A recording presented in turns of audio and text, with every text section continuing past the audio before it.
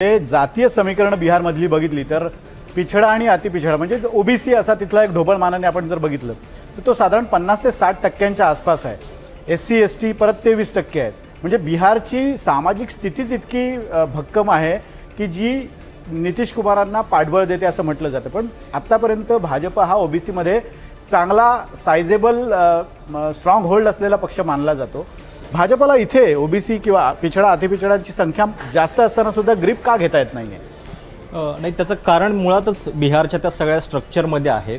बिहार हे अशा पद्धतीच्या राजकारणामध्ये आहे की तिथं हे सगळेच घटक जे आहेत ते थोडे बहुत प्रमाणामध्ये अजूनही मजबूत आहेत। म्हणजे नितीश कुमार आहेत, लालू यादव आहेत, आता आपण बघतोय की जनशक्ती पार्टी 21 जागा जर मिळत असतील तर म्हणजे चौथ्या नंबरचा पक्ष ठरतोय हा। आणि या अर्थानं भाजपला ही जमीन जी आहे ती तिथं अजूनही सापडलेली नाही। आणि उत्तर भारताचा जर आपण पूर्ण नकाशा बघितला तर हे एकमेव असं राज्य आहे की ते अजूनही भाजपच्या हातामध्ये येत नाही।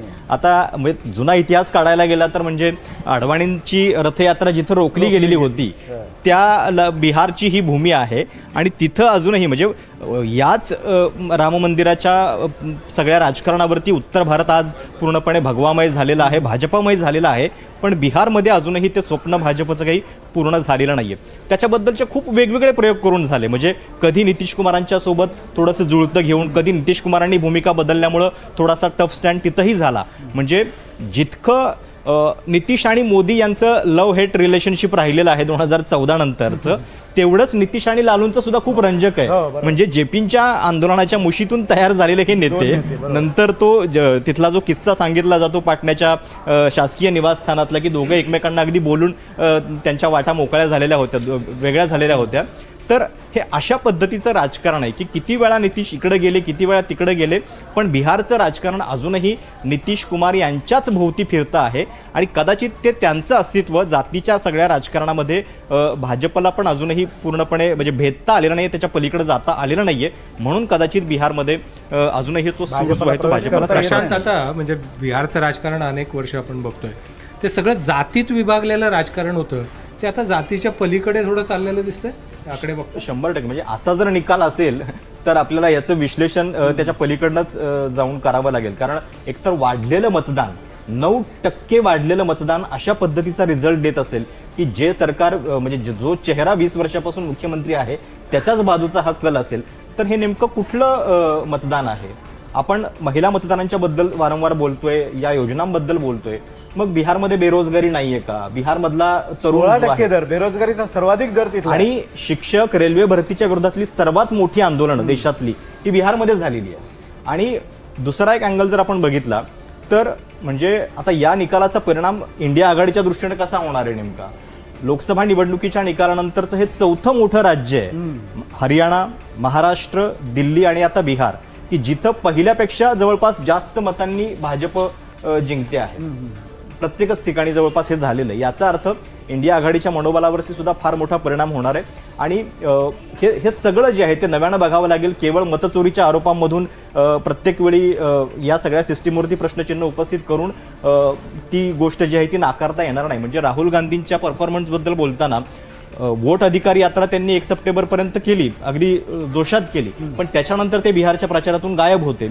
आता त्यांचं गायब होणं हे स्ट्रॅटेजिक होतं का की त्यांना लांब ठेवल्यानंतर थोडासा फायदा होतोय वगैरे वगैरे हे माहिती नाहीये। पण याचं विश्लेषण जे आहे ते नक्की करावं लागेल। आणि ते जातीच्या पलीकडे निवडणुकीच्या प्रचारात एक मुद्दा प्रकर्षाने आला पुढे, पण त्यावर फारशी चर्चा झाली नाही की महिलांसाठी सरकारने निर्णय घेतलेत अनेक, परंतु त्या महिला म्हणून मतदान करणार की जातीचा घटक म्हणून त्या याच्यावर मतदान होणार?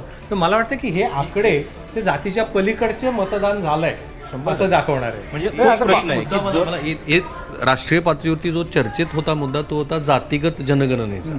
बिहार हे पहिलं राज्य आहे की ज्या राज्यानं जातीगत जनगणना केली पण ती ना उमेदवारी देताना रिफ्लेक्ट झाली ना प्रत्यक्षात। आता जेव्हा मतदानाच्या आकडेवारी जातनिहाय येईलच त्याचं विश्लेषण त्यावेळेला ते आपल्याला कळेल। पण एक बाब आहे की जी बिहारमध्ये प्रकर्षाने दिसते, राष्ट्रीय पातळीवरती जेव्हा बिहारमध्ये मतदान होते ना तेव्हा ते जातीच्या पुढे जाऊन मतदान करतायत। 2014ला मोदींना मतदान, 2015च्या विधानसभेमध्ये जातीवर मतदान, 2019ला पुलवामा झालं तेव्हाही राष्ट्रीय पातळीवरती जे रिफ्लेक्शन आलं तेच बिहारमध्ये आलं। आणि 2000 आत्ताच्या ज्या लोकसभा निवडणुका झाल्या ज्याच्यात नितीश कुमार आणि भाजप एकत्रित होते त्यांना चांगलं मतदान मिळालं म्हणून तर भाजप सत्तेवरती आलेली आहे किंवा टिकलेली आहे. याचा अर्थ असा की राष्ट्रीय पातळीवरच्या मतदानाच्या वेळेला बिहार हे देश जसा विचार करतोय तसं मतदान करते, परंतु प्रादेशिक पातळीवरच्या वेळेला मात्र कदाचित जात हा प्रबळ घटक ठरतो. मला जरा प्रेक्षकांना याची आठवण करून द्यायची की खरं तर महाराष्ट्रामध्ये सुद्धा तसंच राजकारण आहे, फक्त आपण बिहारला नावं ठेवतोय.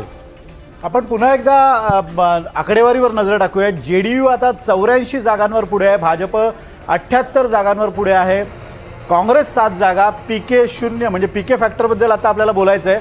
लोजपा 22. अनपेक्षितपणे लोजपाने मोठी मुसंडी मारली, म्हणजे जवळपास मला वाटतं 40 जागा त्यांनी लढवलेल्या आहेत आणि 22 जागा जर जिंकत असतील तर 60% वर त्यांचा परफॉर्मन्स दिसतोय. RJD मात्र जोरदार खाली पडताना दिसते, 38 जागांवर RJD येताना दिसते. PK फॅक्टर आहे ना, त्या संदर्भात मला प्रशांत तुम्हाला विचारायचं आहे. मात्र मधु चव्हाणजी, PK फॅक्टरचा तुम्ही काय अभ्यास केला होता, म्हणजे भाजप PK फॅक्टरकडे कशा पद्धतीने बघत होता? आम्हाला असं वाटतंय की व्यवहार आणि तत्व. मधु चव्हाणजी एकच फक्त तुम्हाला एकच मिनिट थांबवतो. एक ब्रेकिंग येते, मी पुन्हा तुमच्याकडे. बिहारमध्ये JDU नंबर 1 झालेला आहे. 84 जागांसह बिहारमध्ये JDUनं मुसंडी मारलेली आहे. नितीश कुमारांचा मुख्यमंत्री पदासाठीचा दावा मजबूत झाला आहे. 84 जागा JDUला, भाजप 79 जागांवर पुढे आहे, काँग्रेस 7 जागांवर, PK अजूनही भोपळा फोडू शकलेली नाही आहे. लोजपा मात्र अनपेक्षितपणे 22 जागांवर पुढे आहे.